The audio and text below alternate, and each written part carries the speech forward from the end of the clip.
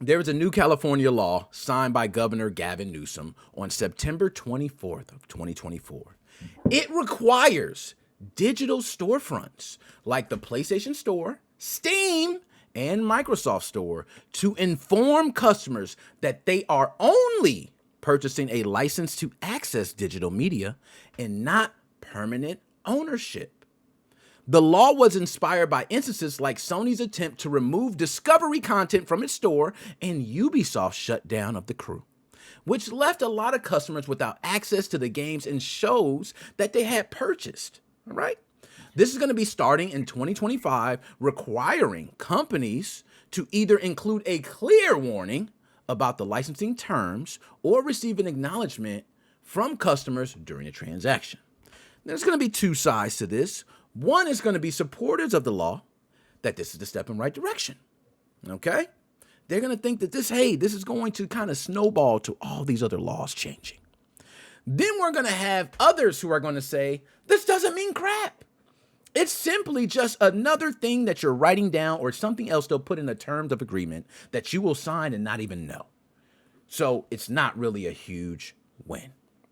Now, my opinion is I do think it is a huge win. I don't think it's a huge win. It's it's going to change the whole atmosphere, but I think it's a start because at least we got some acknowledgement. Because before that, you purchased a digital license, you thought you owned that shit, didn't you? You was running around talking about, yeah, I own it. Hey, No, you can tell right here.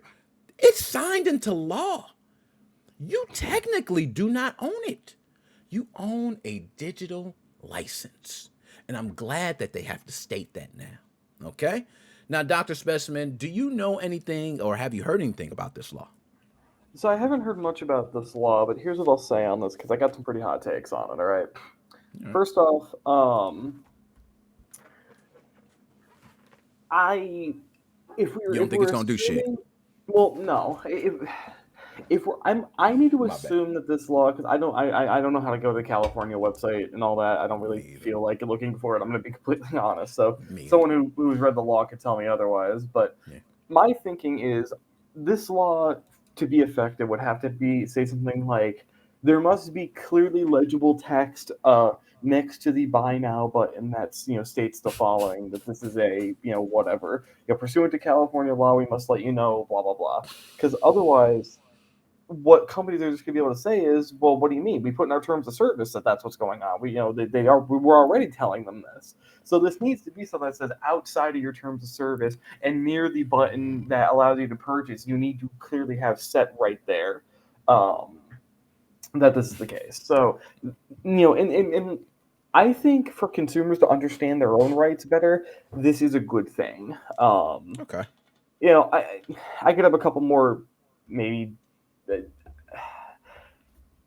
Go ahead. I Let's hear it. I I think that this is common knowledge. I think most people realize that this is the case, and that for the people who don't know already, what are they going to do knowing this information? Like, are they really going to, see this and go, son of a bitch, I didn't own my software this whole time? This is a fucking outrage. I want a refund on everything. Facts. I Yeah. don't think that Nobody that's gonna say going that. to happen, and I don't think that that would make it through a court.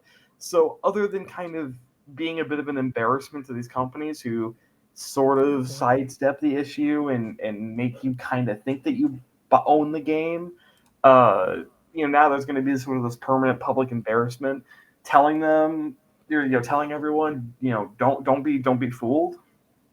But I think on top of that, this Mm. this I think is more relevant to the big three console manufacturers. I know Steam is mentioned in this, but I think there's something different with PC. You look at the consoles, namely Xbox and PlayStation. I don't know about Nintendo as much, but I know that they're definitely capable of it. They are the only ones, as far as I'm aware, who have actively said this was in your library, no longer. Steam, when games have gone offline, it's been the burden of the game companies to shut down access to their game. Valve has, as far as I'm aware, like The Crew, for instance, the 2015 The Crew, still I believe in my Steam library, and I think I'm still able to download it. I can go check right now. That game's been down for a very long time. A very long time. I'll have to confirm that in a second. But Valve has never just said, "Nope, you can't. We are not letting you download that from our servers anymore." GOG has gone the complete opposite direction and said, "You know what? We're going to make damn sure that if we're forced to take it off our website, and if the company is going to say no more, we are not letting you play this anymore, that you got a local copy of that motherfucker, and you can reinstall it as much as you'd like. You can throw it on your Google Drive, go onto your other computer, download that file again, and reinstall that game. You might not be able to get it from GOG.com, but you can preemptively download it from GOG.com. And even though maybe you technically don't own the license anymore, wink, wink, you still got your game." Eh. Now, Keithius, buy button replaced with a you don't own button. One of the things that was mentioned is acknowledgement from customers when they purchase. So if that is the case, then that is what will probably happen. There will probably be a button next to your purchase button stating that you are purchasing a digital copy. Now, there is a couple different things I can think of when it comes to this. One, we got Sony who just announced a PlayStation 5 Pro digital system right when this hits, right? I think we're coming at this weird point where we have a lot of people, and I know Joe mentioned, we don't own nothing unless we pirate, right? That was something he said. Game preservation seems to be big around a lot of people my age. A lot of people who were able to have games since they were a kid, continue to keep, take care of them, and then get older and they still have them. A lot of times, if hardware just fails, they need other ways to play it. If I had to purchase a game from a company that they no longer sell, how do I do that? I can't do that. So that's where you come to ROMs and emulators. But we got companies fighting against that. So I just like to see any law in the realm as a win for consumers. I think this is a small win, but it's big as to what could come. I want to say also, like a lot of people say, what does this mean for the future? A lot of people say, what does it mean for the future? You heard somebody say, is there going to be a button next to it?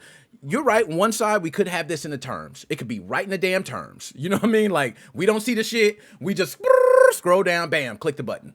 We didn't already did it. But I think this actually, because right now I'm speaking about it, but not too many people have been talking about this. And when you go to purchase a game next time, I think that might change some people. I think if I'm a parent who does not play games at all, and I'm buying a game for little Johnny, right? And I'm going through and he says, I want to buy it, Mom, here's the controller, just put in your credit card. So daddy's putting in the credit card. And right before they hit buy, it says, just to let you know, you do not own a physical copy of this game. You will only own a digital license. I do think the majority of parents will hit purchase anyway. But I think there's going to be some who's going to say, is this the one you want? Why don't you just get the physical one? And also, does this make companies have to put out physical copies? Now we have to see. You can't just push out digital shit all the time. Now that we have this in place, you got to keep physical alive. So let me ask one, Dr. Specimen, before I move on, because we have other topics. But I want to ask, will we see any court cases or proceedings happening where physical media will be required from gaming companies? I don't think so. I think that companies are well within their right to have this system. It's just unethical, and people need to decide whether or not they're okay with this. Or really what we need to see is we need to see more people being rebellious, really, and being willing to own things like hardware dumpers.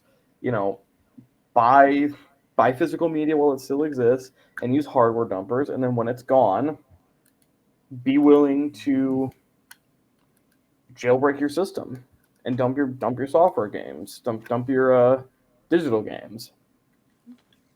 I'm with that. Also, look, Joe, we're going to have the link in there, man. I don't know if I put the link in, my bad. I'm going to put the link. All right, there you go. So we can have it. Like I said, at the end, I'm going to definitely bring everybody in. I want to go through the last Choose Your Fate segment. with everybody on there. Now we also, because we got a couple others, we're gonna move on. Like I said, we got a one hell of a show. We got some other stuff we got to get to, but last but not least, I'm gonna just wrap this up by saying, hey, it's something, bro. It's something. It's getting bad. It's getting nasty. And Joe has said it. Pirating has become a norm. All right, a lot of people, and I'm gonna be honest, mostly everybody has an emulator and a ROM. Okay, I don't care who you are. All right, you downloaded some sort of emulator, some ROM. Oh, I can play this. Oh, so if you have downloaded emulators and ROMs, you pirated. You're a pirate just like everyone else. So I don't want to hear this pointing fingers. You're a pirate. You're a pirate. You're a pirate. But what I do think this does is put a little transparency, like Blizzard Fox says, out there. Because a lot of people, including myself, have purchased digital games thinking that if I purchase a digital license, I have a right to the game as long as I own the license. Now, the license doesn't have an expiring date. So therefore, as long as I own a license, I own a copy of the game. But what good is an NFT if it's not worth shit, right? So I started thinking like that. So now I might go back to, I'm back to physical, y'all. That's it. I'm back to physical, man. No more digital media for me. I'm done. You know what I mean? I tried it. I purchased a couple games digital. I'm doing physical media from now on. That's it. For me, I'm willing to use digital media for as long as I'm able to jailbreak the console and dump it. So sure, it's a bit of a workaround because if these companies got total control over the government and were able to basically just get permission to kick down our doors and arrest us the second they find out we've even slightly broken the end user license agreement, then, I'm fucked. But until that happens, really, like my Switch here, I bought some digital games the other day, and I don't know if I mentioned this on the podcast last week, but I bought some digital games, and words are not coming to me as fast as I would like them to.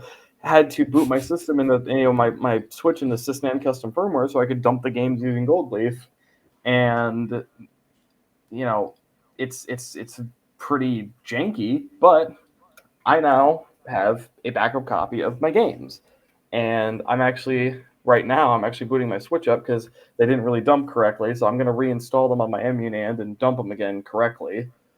And then proceed to not play them on my Switch for a long time and play them on my Steam Deck because I bought the goddamn game. I'm going to play it where I feel like. And I was going to say, that's a great point you mentioned. If I purchase a digital license to a game, does that give me the right to play it on any device digitally? So, okay, I'm actually going to not say what people are expecting me to say. I actually don't think so. I don't think so. I don't think so either. But now, I think it depends on the circumstance, okay? So, for example, Grand Theft Auto 6 will not be coming out on PC immediately. It will not. So, I'm somebody with a lot of money, and I'm willing to buy GTA 6 twice. So you know what I do? I go buy it on PS5, dump the game, get my PS5 emulator that may or may not exist when GTA 6 comes out, play it on the emulator for a bit. Oh, look at that. GTA 6 on PC's out now. Well, son of a bitch, I've been playing it on PC. And you know what? They put a lot of effort into that PC port. You know what? Yeah, honestly, I think they do deserve the money for the port because there is a lot of effort that goes into that. Now in this modern day where PS5, Xbox Series X, and PC are damn near running the same hardware, x86 processors, standard DDR5 RAM, AMD built graphics, not very different. Maybe the effort isn't as grand as one would think it is, but I do think that if a port exists, buy the damn port, which is a little unfair to say because what I'm doing is I'm actually playing a Switch port of a game that does exist on PC. But, I don't know. No, that's a good point.